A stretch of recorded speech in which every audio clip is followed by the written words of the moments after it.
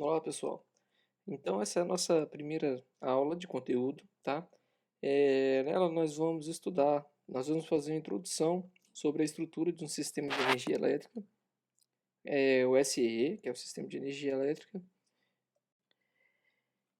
E a aula de hoje ela foi dividida nos seguintes tópicos, tá? No tópico 1, nós vamos tratar dos níveis de geração, transmissão e distribuição do sistema interligado. No 2, do novo modelo de sistema elétrico brasileiro. Depois no 3, sobre os smart grids. No item 4, sistemas de proteção e manobra. No item 5, problemas de planejamento e operação de um SEE. E depois a aplicação de simulações computacionais. Nós não vamos nos aprofundar nesses itens, né? Ele é uma introdução, né? Então a gente vai passar rapidamente por cada um deles, tá? E recomendo, inclusive, que vocês façam uma pesquisa, se interessarem, quiserem descobrir um pouco mais sobre algum desses itens, tudo bem? Começaremos então, como já acabei de falar, falando sobre os níveis de geração, transmissão e distribuição no sistema elétrico, no sistema interligado. Bom, então conversando um pouco sobre o desenvolvimento histórico, tá? A eletricidade moderna, né? Ela foi descoberta pelo Benjamin Franklin, um americano, tá? Que viveu nasceu em 1706, morreu em 1790, tá? O experimento dele é aquele famoso experimento da pipa, né? Que ele empinou uma pipa, amarrou uma chave na extremidade dela e conseguiu verificar a eletricidade contida nos raios, tá? Era uma pipa de seda, tá, que foi presa a essa linha. Diversas pessoas tentaram reproduzir esse experimento, algumas pessoas inclusive perderam a vida, né? Então, apesar de ser um experimento famoso, eu não aconselho que nenhum de vocês tentam ou pensem em fazer algo parecido qualquer dia. O uso da eletricidade, né, ela vem lá do início de 1880, né, com as chamadas lâmpadas a arco, para fazer iluminação pública. Então coloca-se, aplica-se uma DDP, né, gera um arco elétrico aqui. Esse arco ele produz iluminação, né, e era utilizado, claro, de baixa eficiência, mas era utilizado para iluminação pública. Tá? Antes dessa lâmpada a arco, a iluminação pública era feita por velas, tá, e lâmpadas a óleo e depois lâmpadas a gás. Bom, o registro mais antigo que nós temos a respeito de uma central de produção de energia elétrica data de 1881, e foi construído por dois eletricistas na cidade de Godalming, na Inglaterra. Essa central fazia uso de rodas d'água, gerando uma corrente alternada, que era utilizada para abastecer 7 lâmpadas a arco voltaico de 250 volts e 34 lâmpadas incandescentes de 40 volts. Tá? Entretanto, esse fornecimento não era constante. A respeito ainda da eletricidade, a invenção da lâmpada incandescente, feita pelo Thomas Alva Edison, deu um grande impulso no desenvolvimento da energia elétrica. Tá? Apesar do experimento inglês, que eu citei da produção de energia elétrica, né, o crédito por utilizar a eletricidade como um sistema de potência é dado a Thomas Edison, tá? Que desenvolveu uma estação de energia elétrica, a histórica Pure Street Station, que fica em Nova York, também no ano de 1881. Essa estação de Edison entrou em operação em 4 de setembro de 82 pela própria companhia do Edison, tá? Que era a Edison General Electric Company, que hoje é a GE, né? General Electric. Ela operava com 6 geradores de corrente contínua, tá? Que na época eles eram chamados de dínamo, que eram acionados por motores a vapor, fornecendo uma potência de 30 kW em 110 volts, que era destinado a alimentar 59 consumidores numa área de aproximadamente 1,5 km de raio. Bom, apesar de um avanço para a época, né, tinha um problema de vencer a distância de transmissão, né, que era aproximadamente 800 metros, porque a corrente contínua gerada não podia ser facilmente transformada em valores de alta tensão. Né? Então, se gerava lá em 110 volts, você teria que transmitir esse valor, o que torna inviável a transmissão a longas distâncias. Tá? É inviável exatamente por conta da bitola dos condutores, tá? Que deveriam ser muito grandes. Né? e ainda sendo necessário, por esse motivo, né, a construção de novas centrais elétricas com alguma proximidade entre si, né? Ou seja, quando você reduz a capacidade de transmissão, você tem que construir diversas ah, usinas, né, geradoras, centrais elétricas para poder cada uma atender um local específico, tá? Ah, e aí o passo praticamente definitivo no desenvolvimento do sistema de potência, né, ele se deu em Londres, tá? Utilizando a corrente alternada, com a invenção do transformador em 81, pelo francês Lucien Goulart e pelo inglês Don Dixon, tá?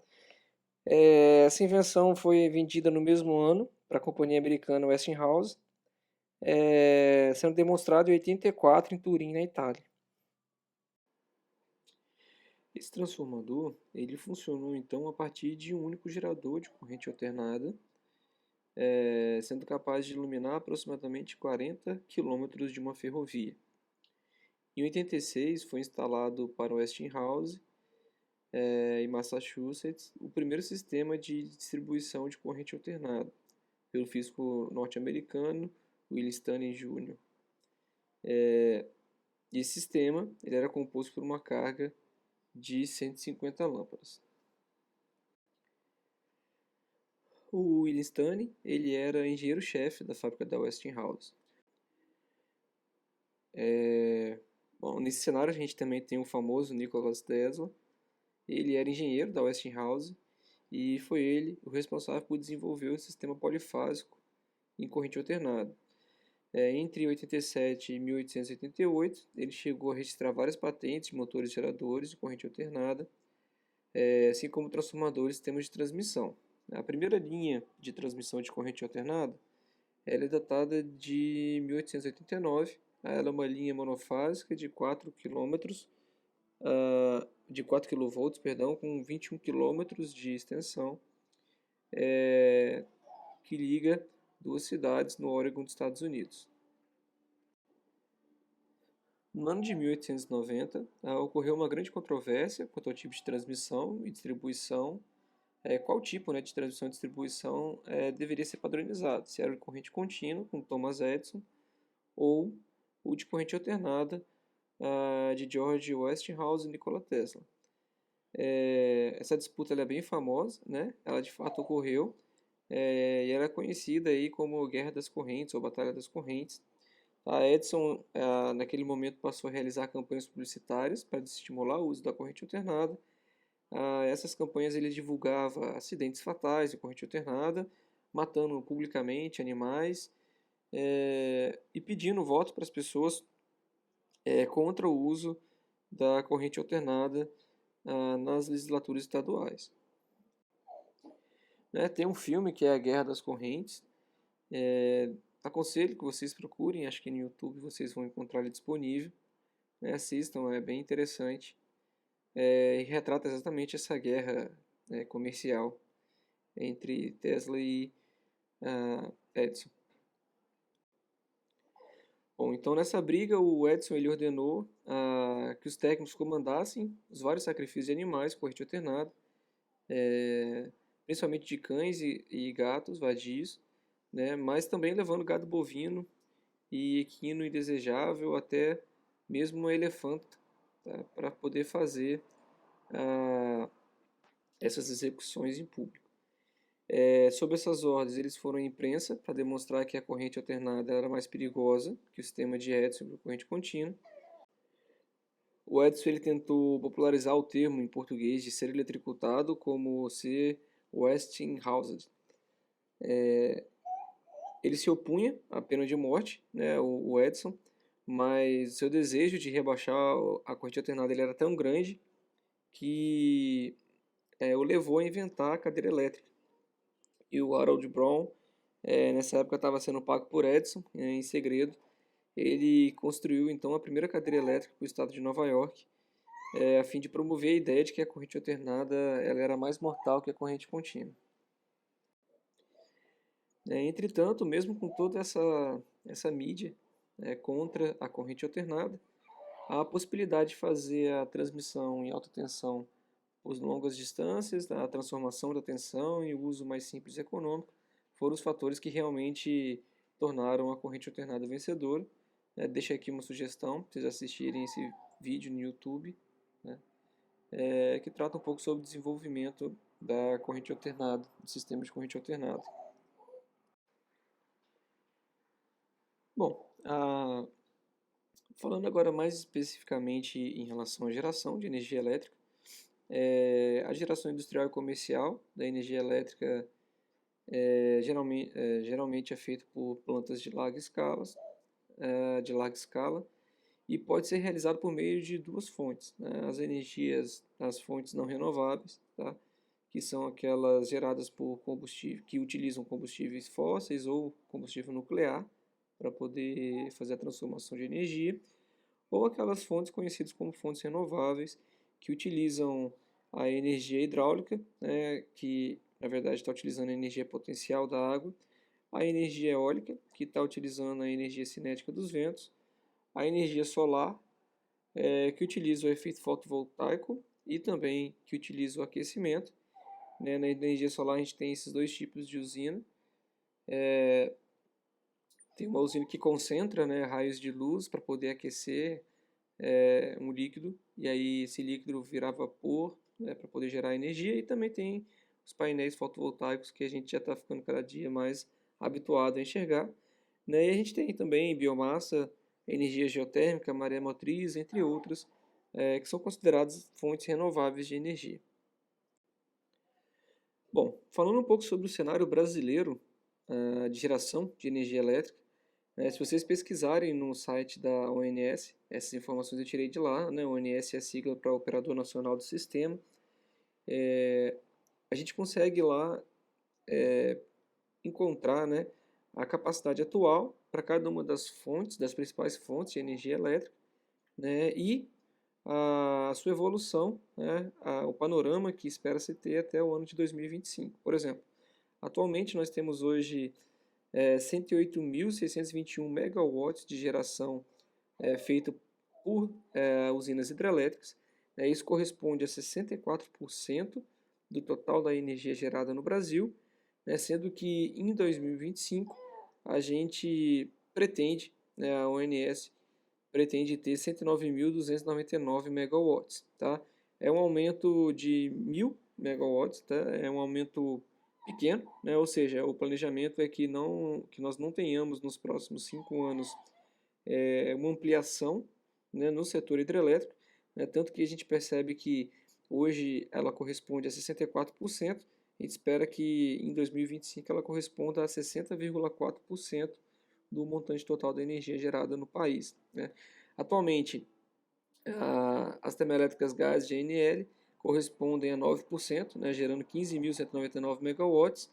A gente pretende ter uma ampliação de 3.500 aproximadamente megawatts. Né? Observe que é um aumento maior do que o da hidrelétrica, né? Por esse motivo ela passa de 9 para 10,3% da energia total que é gerada no nosso país. Nós temos também, né, o panorama da energia eólica. Né, em 2021 ela gera 10,7%, que são 18.240 megawatts, e para 2025 a gente espera ter um aumento aí de 2.200 mais ou menos megawatts, elevando a sua participação de 10,7% para 12,4%. Observe que as usinas de termo, óleo mais diesel e as térmicas também de carvão, elas praticamente, a de carvão, né, ela não muda nada, é de 3.017 para 3.017, ou seja, não pretende se fazer nenhuma obra para usinas que queimam carvão. E as de óleo e diesel é de 4.273 para 4.561, então também é um aumento quase que insignificante, não dá nem 300 megawatts. Pessoal, 300 megawatts é bastante coisa, tá? Quando eu falo significante, é perto da capacidade da nossa matriz, que é enorme, tá? A de biomassa, a gente tem também uma ampliação muito pequena, né? De 30 megawatts, mais ou menos. Tanto que o percentual de participação dela nem altera, é de 8,3% para 8,3% em 2025. Bom, a energia solar, a gente tem um aumento de quase 2.000 megawatts de 2021 para 2025. A energia nuclear, a gente não tem também nenhuma obra sendo realizada, nem nada para inaugurar, nem planejado para ser feito nesses anos, né? Então ela permanece a mesma. E as outras fontes também, as outras fontes que não sejam essas citadas aqui, elas corresponderiam a apenas a 50 megawatts, também a sua participação praticamente percentualmente não muda. Tá? Nós temos hoje um total de 169.756 megawatts, e a pretensão é que em 2025 nós chegamos a 181.024 megawatts. Ou seja, esse aumento é um aumento relativamente grande, tá? Para 5 anos, tá? E é necessário porque, historicamente, se sabe que um país, quando ele vai se desenvolvendo, que é o caso do Brasil, né, ainda tem muito a ser desenvolvido, industrialmente falando, e socialmente também, né, acontece um aumento do consumo de energia por habitante, né? Então, o nosso sistema ele tem que ser planejado para suprir, né, esse aumento que é planejado, né? Se os órgãos, né, responsáveis por planejar essas obras, eles não atuarem, o que se acontece é um colapso da rede de alimentação, assim como nós tivemos no começo dos anos 2000, acho que vocês são novos, talvez não devem se lembrar, mas nós tivemos um apagão muito famoso, né, por estarmos alcançando, né, chegando próximo desse colapso. Tá? De lá para cá, nós tivemos muitas obras, né, para usinas geradoras e o nosso sistema de geração, transmissão no geral, ele tem melhorado bastante ano após ano. Mas a gente não pode cochilar, né? Então os órgãos eles estão sempre trabalhando para manter, né, esse padrão, na verdade, melhorar o padrão de alimentação, de abastecimento de energia do nosso país. Ainda a respeito da geração, né, além dessas gerações planejadas pelo governo, nós temos um aumento significativo, tá, de micro e mini geração distribuída, né, ou seja, as pessoas ou pequenas empresas elas têm investido nessa geração local, tá? Sendo que qualquer consumidor, na verdade, pode instalar uma micro ou mini central geradora em sua propriedade, tá? Sendo que é considerada micro ou mini central geradores de até 5 megawatts, para poder reduzir o valor da sua conta de energia através dos créditos de quilowatt-hora. Tá? Esse modelo, o modelo que permite, né, esse micro ou mini central geradora local, ele teve início em 2012 com a resolução normativa de número 482 de 2012. Então é possível, né, você, na sua casa, colocar hoje painéis solares e produzir energia para você poder abastecer sua residência, compensar parte do que você consome no momento de alto consumo e até injetar na rede elétrica o excedente da sua geração. Por exemplo, durante o dia, se não tem ninguém na sua casa, provavelmente os painéis solares que você instalou para gerar energia vão estar produzindo mais do que a sua residência consome, e aí nesse momento você vai estar inserindo na rede elétrica o seu excedente de energia gerado.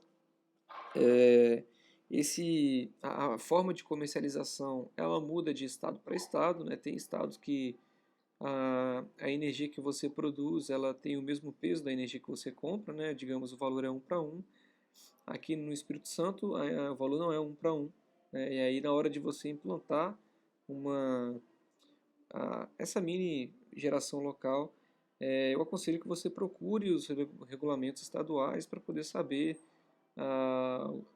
o tempo de retorno do seu investimento, né? O quanto você vai gastar, o quanto que você pode ganhar e em quantos anos você vai pagar a sua construção, por exemplo, da sua mini geração, tá bom? Bom, falando um pouco agora sobre a transmissão de energia elétrica, né, no site da ONS, você também encontra esses valores aqui, né, esses são os valores mais atuais, tá? Observe que os cenários atuais, tanto a figura que eu mostrei antes e essa agora, elas são o horizonte de 2021 a 2025, né? Ou seja, o que nós temos hoje e o que pretendemos ter em 2025, tá? Hoje, por exemplo, nós temos já 9.200 quilômetros de linha de corrente contínua a 800 kV na linha de transmissão.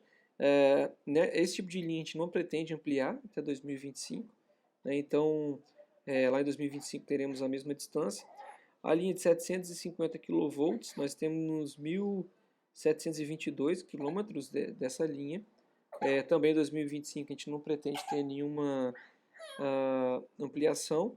Né? A de 600 kV de corrente contínua nós temos 9.544, também sem projeção de ampliar até 2025.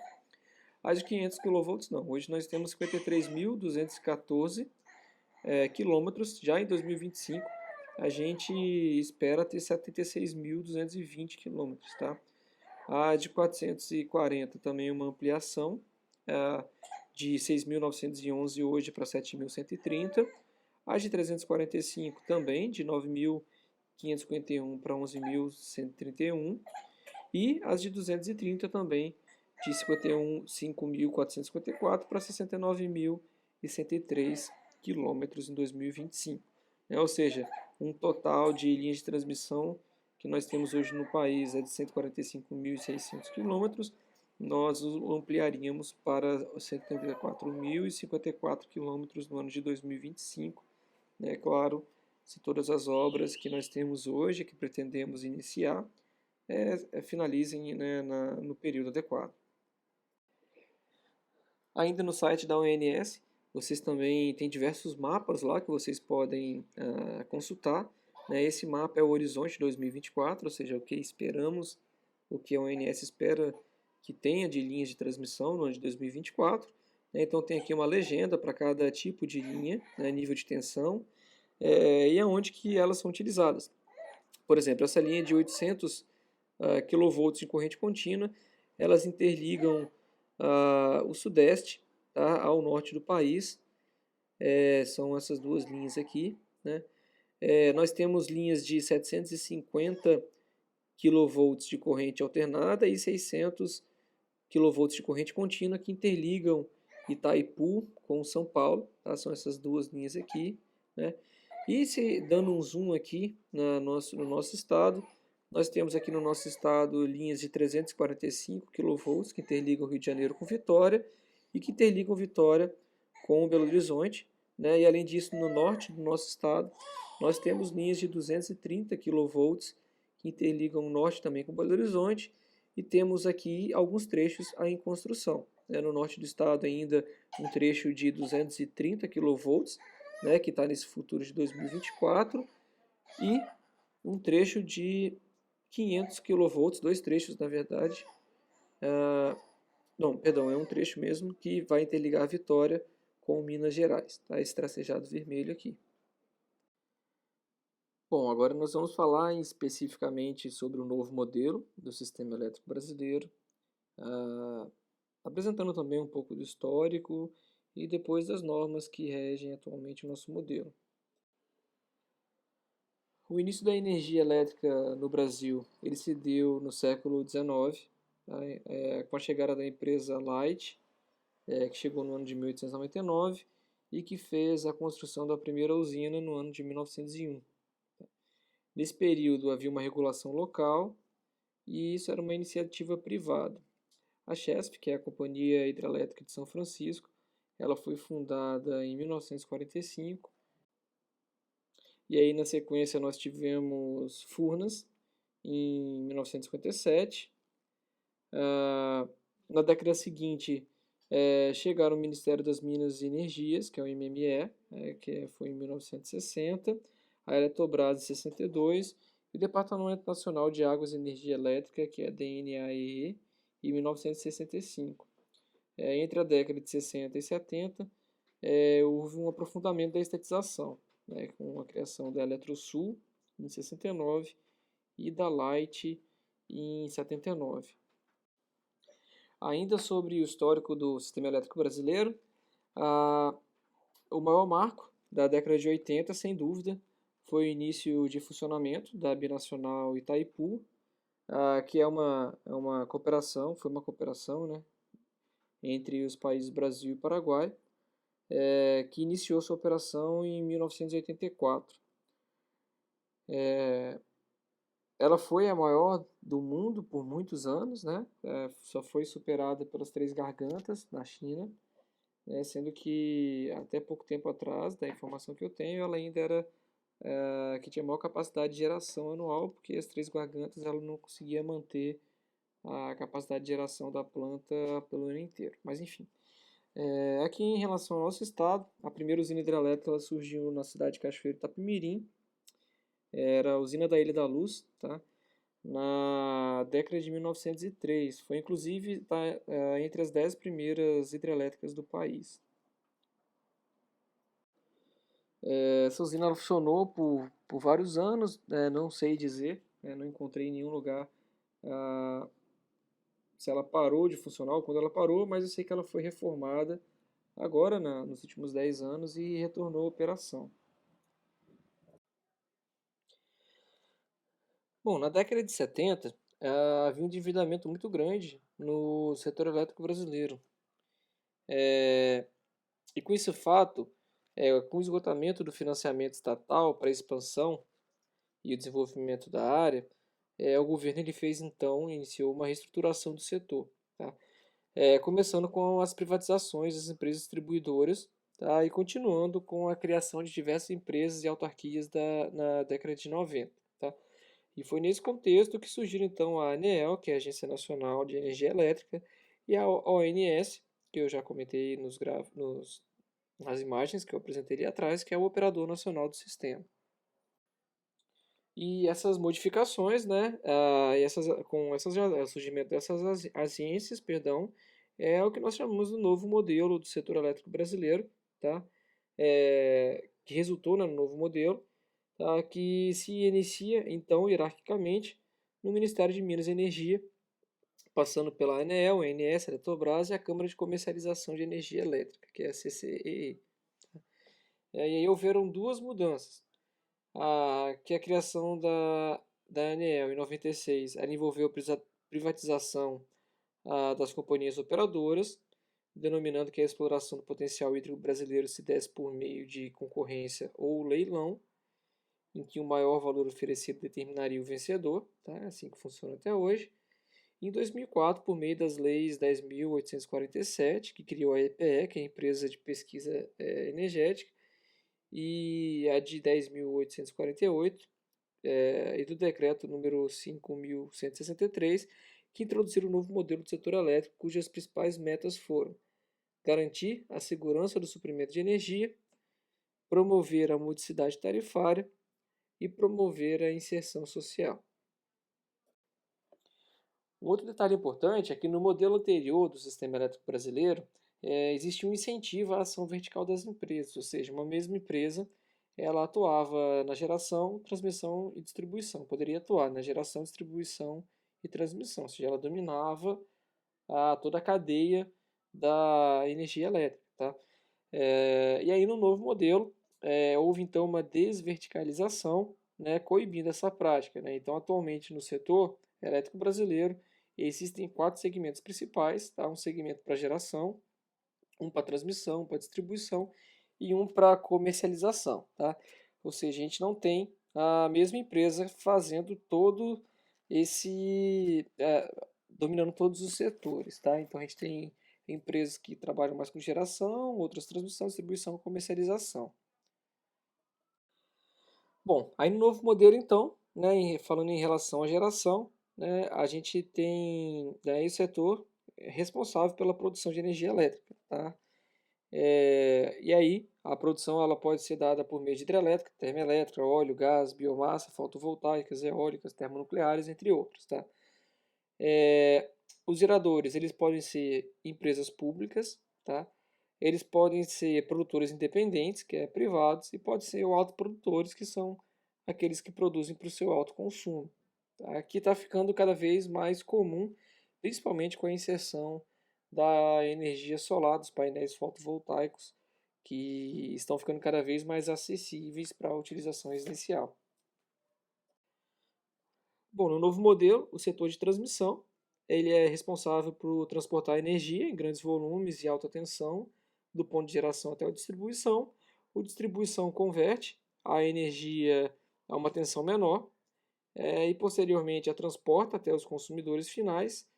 E o de comercialização, ele é o setor responsável pelas transições de compra, venda de energia elétrica entre todos os interessados no território brasileiro. E aí funciona como se fosse um pregão mesmo de bolsa de valores, onde as usinas geradoras, por exemplo, podem comercializar a chamada energia assegurada das suas instalações, que é feito com base no cálculo histórico dos últimos anos de energia gerada no decorrer do ano. Então é basicamente isso que nós temos no modelo atual institucional. Nós temos o CNPE, que é o Conselho Nacional de Política Energética, junto do Ministério de Minas e Energia, comandando o Ministério de Minas e Energia, comandando o CMSE, que é o Comitê de Monitoramento do Setor Elétrico, e o EPE, que são as empresas de é a empresa de pesquisa energética. E nós temos também a ANEEL, comandando a ONS, que é o Operador Nacional do Sistema, o CCEE, que é a Câmara de Comercialização de Energia Elétrica, e os agentes. Então, o Conselho Nacional de Política Energética, que é o CNPE, ele é responsável pela formulação de políticas e diretrizes de energia. Ele propõe, então, políticas e medidas específicas destinadas à política energética em geral, tá? No setor elétrico, petróleo e gás. Ele assessora o presidente da República em relação à condução da política energética nacional. E aí nós temos também a empresa de pesquisa energética, que é o EPE, que é responsável por realizar estudos para a definição da matriz energética brasileira. É responsável pelo planejamento da inspeção do setor elétrico ao longo prazo em geração e transmissão. Então, as pesquisas em relação à demanda, o que pode aumentar, ou como que deve aumentar o nosso setor para poder atender as demandas futuras, enfim. Essa está sob responsabilidade do EPE. O Comitê de Monitoramento do Setor Elétrico, ele é responsável por avaliar a permanência e recomendar ações preventivas para o suprimento da energia elétrica. A Agência Nacional de Energia Elétrica, a ANEEL, né, ela regulariza e fiscaliza as atividades de controle da operação da geração, transmissão, distribuição e comercialização e preserva a viabilidade econômica e financeira dos agentes. Quem são os agentes? Os agentes são as empresas associadas à geração, distribuição e comercialização de energia, como aqui para a gente a EDP, né, a mais famosa também Itaipu Nacional, Eletrobras, a CEMIG, Light, Copel, Coelba. Então aqui são só algumas, né, das tantas que tem no nosso país. Bom, em relação à comercialização, as negociações no âmbito do SIM, Sistema Interligado Nacional, pode ser realizados contratos em quaisquer regiões do país. A CCEE é responsável por garantir a segurança, o equilíbrio financeiro e o fornecimento do mercado de energia elétrica no país. E existem dois ambientes, para comercialização, que é um ambiente regulado e um ambiente livre, tá? O objetivo é promover relações comerciais sólidas e justas para todos os segmentos. Bom, agora a gente vai falar um pouquinho sobre os smart grids.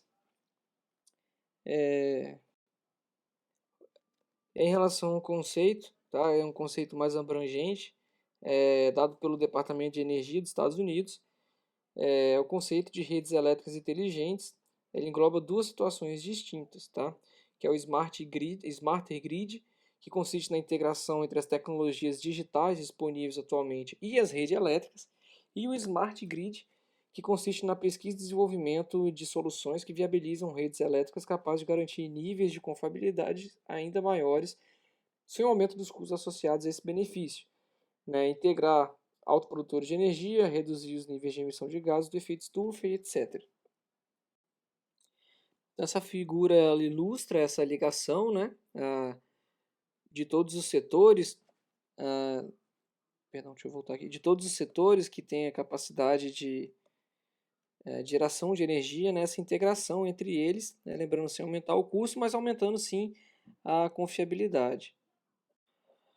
E ainda sobre, né, de acordo com o Departamento dos Estados Unidos, as características a serem pesquisadas envolvidas nesse conceito de smart grid são a participação dos consumidores, a capacidade de acomodação de autoprodutores de energia, a viabilização de novos produtos e serviços, a qualidade de energia de acordo com as necessidades, a otimização dos ativos e eficiência energética e a operação resiliente a distúrbios, ataques e desastres naturais. Bom, em relação à participação dos consumidores, os consumidores se tornam parte integrante dos sistemas elétricos de potência e para contribuir para o equilíbrio entre oferta e demanda. A mudança da maneira como compram e utilizam energia elétrica pode ampliar a confiabilidade dos sistemas elétricos. Tá? E essas mudanças decorrem das novas escolhas disponíveis aos consumidores por meio de novas tecnologias, informações sobre seus hábitos de consumo, novas formas de tarifação e incentivos também. Em relação à capacidade de acomodação em sistemas, redes elétricas inteligentes, né, elas devem acomodar de maneira equânime as usinas de geração centralizada e os autoprodutores de energia elétrica, que é descentralizados. A garantia das capacidades de acomodação deve incentivar o crescimento da cadeia produtiva associada à indústria de geração distribuída, né, fornecedores e clientes. Os tipos de geração distribuída serão diversificados e devem incluir energias renováveis e dispositivos de armazenamento também de energia. Né? Então, todo esse sistema em conjunto forma aí os smart grid.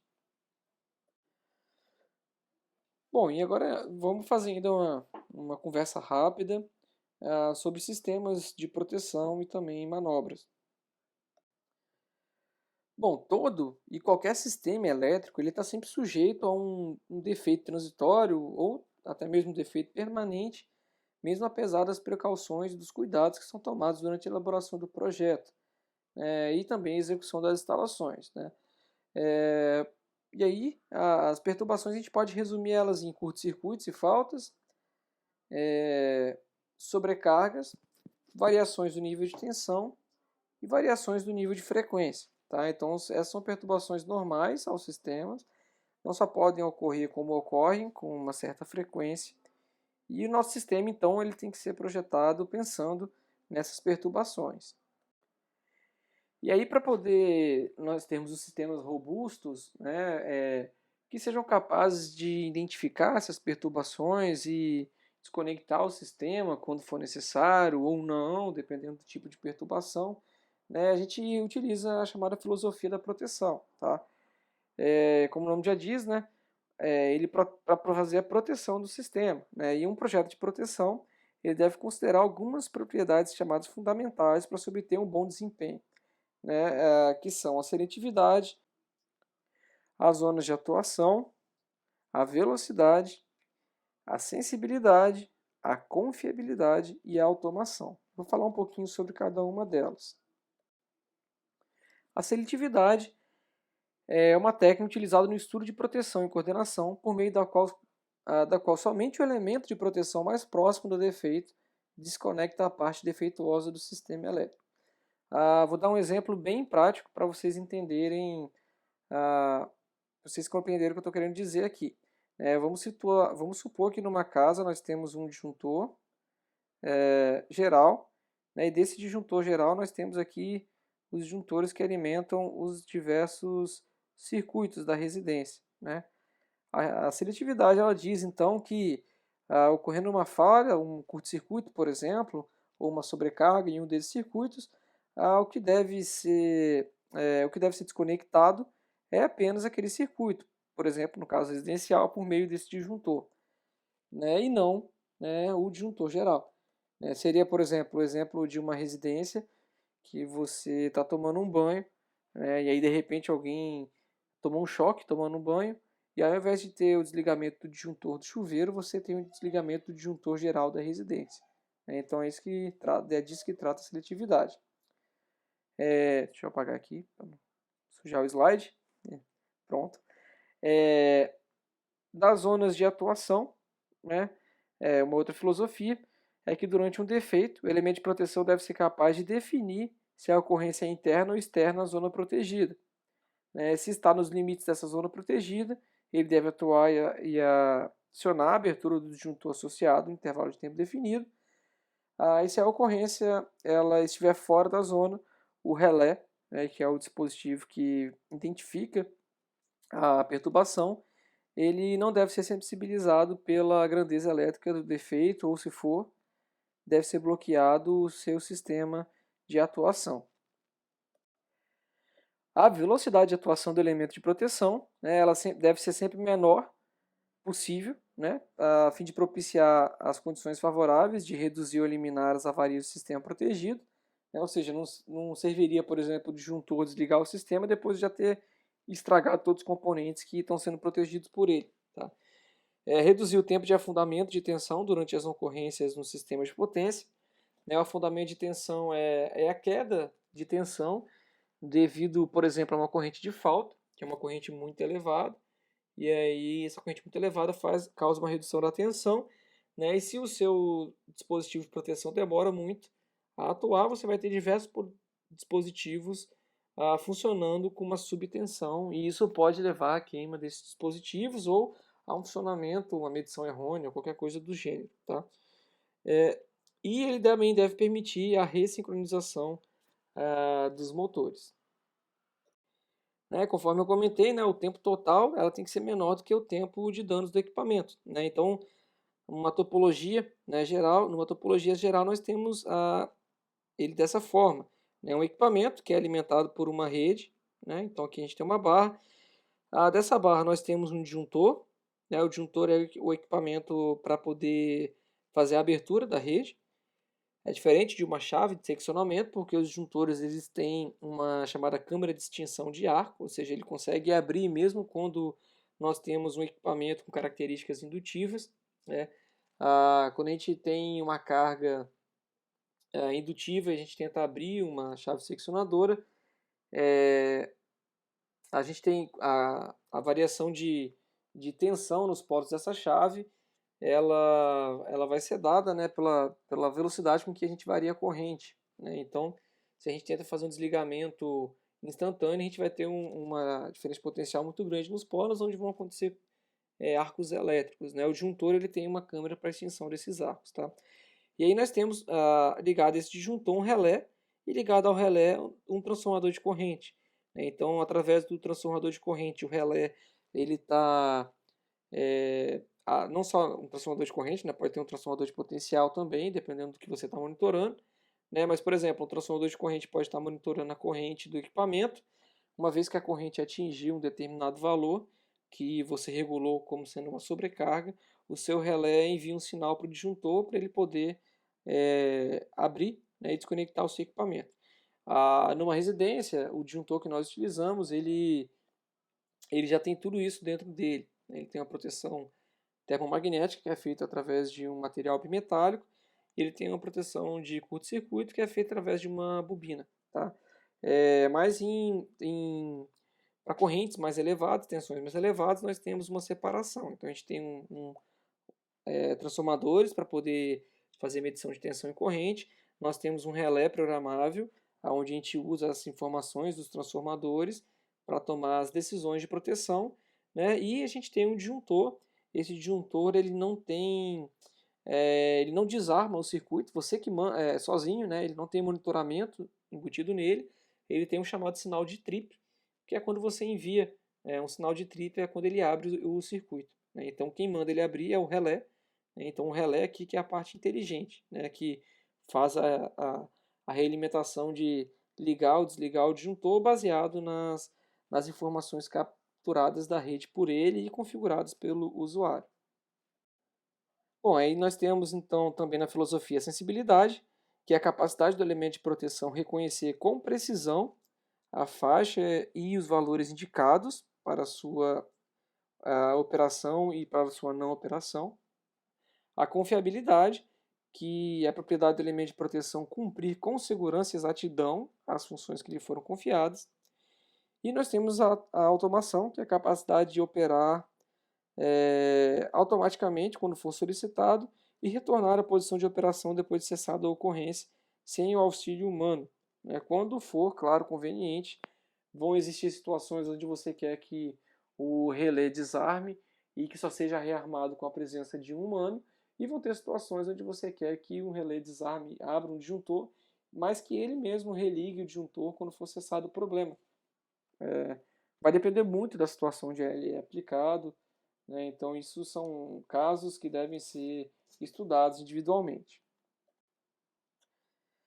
E aí existem ainda, né, além dessa filosofia, existem ainda algumas propriedades que são fundamentais. Por exemplo, um relé não deve ser sensibilizado pela sobrecarga e sobretensão momentânea. Então ele tem que ser capaz de você, né, determinar por quanto tempo aquela sobrecarga ou sobretensão ela pode ficar no seu sistema até a atuação dele. Eles não devem ser sensibilizados também pelas oscilações de corrente, tensão e frequência ocorridos naturalmente no sistema, né, desde que considerados normais pelo projeto, obviamente, né, depende disso, de valores e da frequência com que elas ocorrem. Os relés eles devem ser dotados de bobinas e circuitos de pequeno consumo de energia, então a ideia dele é medir, né, não é ser um consumidor de potência. Os relés eles devem ter suas características inalteradas pelas diferentes configurações do sistema elétrico brasileiro. Tá? Esses relés eles não são baratos, né? E aí, quanto maior a confiabilidade, exatidão, normalmente mais caros eles são. Então a escolha vai depender muito da sua utilização mesmo. Bom, outro ponto importante para nós tratarmos aqui na nossa introdução é conversar um pouquinho também sobre os problemas de planejamento e operação das nossas redes elétricas. Ah, o planejamento da operação ele visa atender a demanda, tá? Dado uma estratégia da operação, ao mesmo tempo que pretende minimizar os custos de operação, né? Ou seja, eu quero atender a minha carga, né? Eu quero bolar uma estratégia para poder atender a minha demanda atual, ou seja, as pessoas que estão consumindo energia elétrica, né? Só que eu quero fazer isso gastando o mínimo possível, ou seja, otimizando os custos, otimizando a minha relação de custos de geração e transmissão e tudo mais, tá? E assim, né, a gente calcula para cada estágio de tempo uma estratégia de operação, né? Ou seja, onde eu vou ter um despacho hidrelétrico, térmico, intercâmbios, quem vai estar gerando mais naquele momento, enfim. Então não é feito aleatoriamente, né? Existe um estudo, né, e os acionamentos dessas usinas, às vezes eles parecem premeditados, mas eles são feitos com estudos, inclusive meteorológicos, tá? Essa estratégia é feita de modo que o valor esperado, né, que é o valor médio do custo de operação, seja sempre o mínimo possível. Não dá para pensar só no hoje, tem que pensar no futuro também.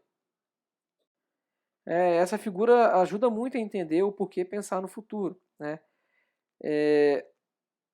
Porque, veja bem, né, a gente pode ter um sistema, nesse sistema a gente aciona as hidrelétricas para poder minimizar o custo com combustível. Tá? Gerar energia numa hidrelétrica é muito mais barato do que gerar energia, por exemplo, numa usina de gás, carvão, né, onde a gente tem que queimar combustível. Né? Aí, se você faz isso, né, você pode estar.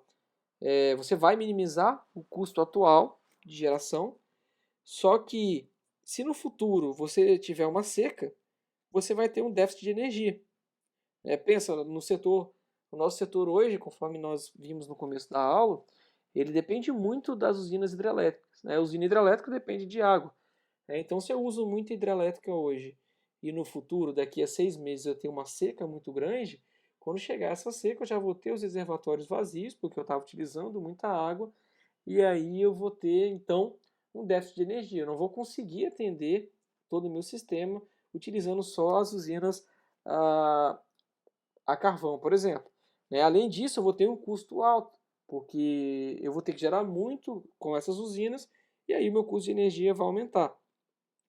Agora, se por exemplo eu tomar a decisão de acionar as hidrelétricas agora e se chove no futuro, foi uma decisão acertada, porque eu usei muita hidrelétrica agora, mas choveu no futuro, eu vou continuar utilizando muita hidrelétrica e aí eu vou ter a operação mais econômica possível, que é economizando dinheiro agora e economizando dinheiro no futuro. Do outro lado, se eu utilizo muita termoelétrica agora para poder guardar água, né, e aí no futuro chove, eu vou ter o chamado vertimento, que é a dispensa de água, que é quando a gente tem uma usina, né, e o nosso reservatório está tão cheio que eu tenho que deixar a água passar pelo meu reservatório, seja abrindo comportas, aqueles reservatórios que têm comportas para serem abertas, seja deixando a água passar por cima dos chamados vertedouros, quando nós temos uma usina chamada de soleira livre, que quando enche acima do limite, a água passa pelo reservatório e vai embora. Aí o que acontece? Numa situação dessa é que a gente gastou muito dinheiro agora, no futuro nós vamos ter a energia barata, mas a energia foi cara agora, podendo ser mais barata, já que eu estou desperdiçando água no futuro. Agora, se eu uso uma quantidade maior de termoelétrica agora, e no futuro não chove, né, eu vou ter uma possibilidade no futuro de utilizar as hidrelétricas e aí eu posso baratear o custo de energia, caindo novamente na operação econômica. Isso, escolher isso, né, o ato de escolher isso é conhecido como dilema do operador. Então, o dilema do operador é: o que eu escolho agora? Gero mais termoelétrica, gero mais hidrelétrica? Claro, aqui a gente está considerando que o sistema não está no seu limite, né, que você pode escolher o que você vai gerar. E isso daqui faz surgir essas bandeiras que a gente está acostumado a utilizar. A gente está operando na bandeira vermelha, na bandeira verde. O que quer dizer isso? Quer dizer que tem por exemplo, muitas termoelétricas gerando energia, a energia fica mais cara e isso está sendo repassado para a nossa conta residencial, já que o custo mais alto de geração, já que o custo é mais alto de geração, a gente ajuda a pagar esse preço. Então, em resumo dessa conversinha, daquela figura, é que, como critério de planejamento da operação, o uso ótimo dos recursos energéticos, ele é determinado, então, levando em conta o custo futuro e o custo imediato do despacho, por um determinado horizonte de tempo de planejamento. Então, vocês já devem saber que o setor elétrico, principalmente de geração, é um setor onde o contrato de serviços meteorológicos é muito importante. Ele vai impactar diretamente nesse planejamento futuro. O custo imediato ele avalia as afluências futuras, tá? E visa atender a carga com geração hidráulica. E o custo futuro toma como base as consequências operativas, atendendo a carga demandada com geração térmica. Assim, quanto maior for o volume de água armazenada em reservatórios, maior será o gasto com térmicas e menor será a expectativa de gasto com combustíveis no futuro.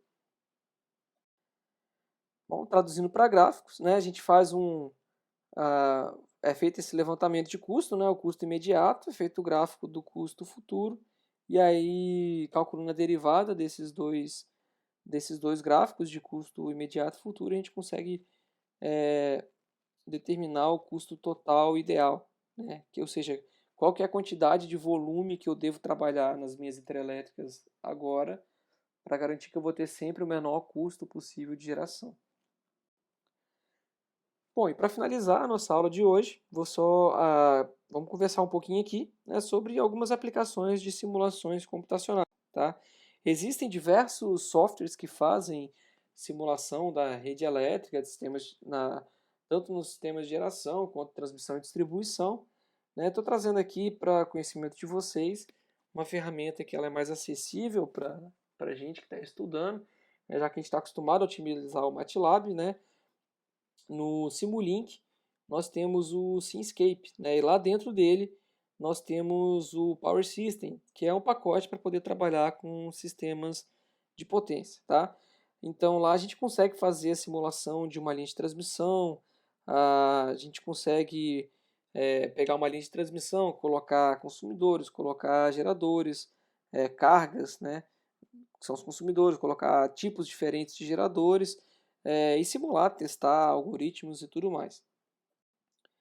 Então aqui só um exemplo, lá utilizando o Simulink de um sisteminha, onde a gente tem lá na sua ponta uma residência sendo atendida por uma rede elétrica, e aí nós temos geradores, transformadores, uma linha de transmissão, então tudo isso na simulação aqui a gente consegue representar no MATLAB, e aí isso aqui nos permite estudar alguns efeitos, coisas que podem ocorrer na linha, para que a gente possa fazer um planejamento ideal, um projeto ideal do que eu devo implantar do projeto de construção da nossa linha, ou até mesmo para poder entender algum efeito que está acontecendo, coisas do tipo. Bom, pessoal, então essa foi efetivamente a nossa primeira aula, era apenas uma aula de introdução mesmo, tá? Elas foram baseadas nas aulas do professor Murilo, né? E também com as informações retiradas do site do Operador Nacional do Sistema. Espero que vocês tenham curtido essa nossa primeira aula. Peço que vocês utilizem lá novamente, né, o espaço do fórum no AVA para poder retirar dúvida, fazer qualquer comentário que vocês acham que sejam pertinentes. E é isso aí, pessoal. Muito obrigado por vocês terem assistido até aqui, né? Um bom estudo para vocês e até a nossa próxima semana. Valeu!